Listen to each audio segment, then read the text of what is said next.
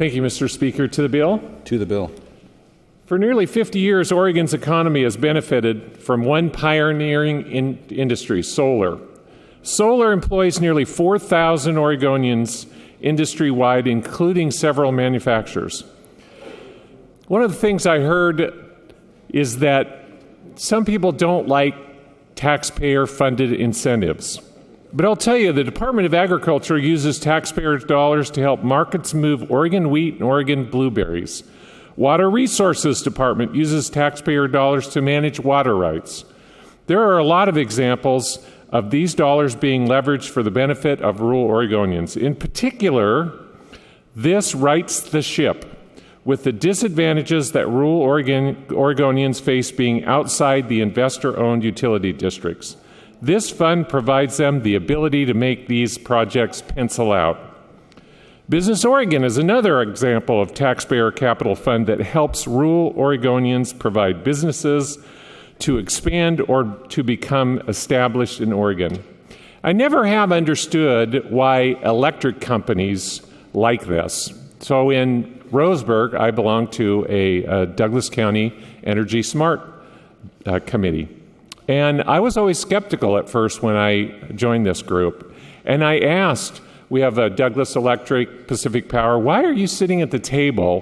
Why are you helping incentives to produce solar, which takes away power from your power grid? I never quite understood it. And they explained it in a real simple manner. As Oregon expands and there's more growth, and there's more people, there's more houses, there's more needs for power, there's only so much power out there available.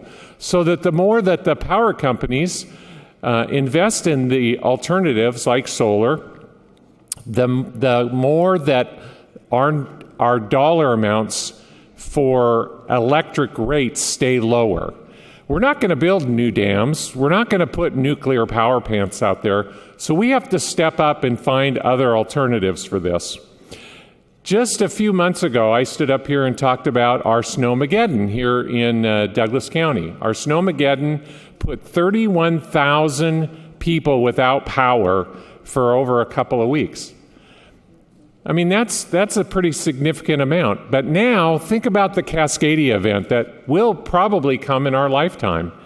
We're talking about a major problem with power outages, not just for a couple of weeks, but maybe for months and maybe possibly a year to certain parts of the Oregon coast. I think that this is one incentive that we need to stand behind. We need to help Oregonians be able to do that. I've done 4 solar projects right now.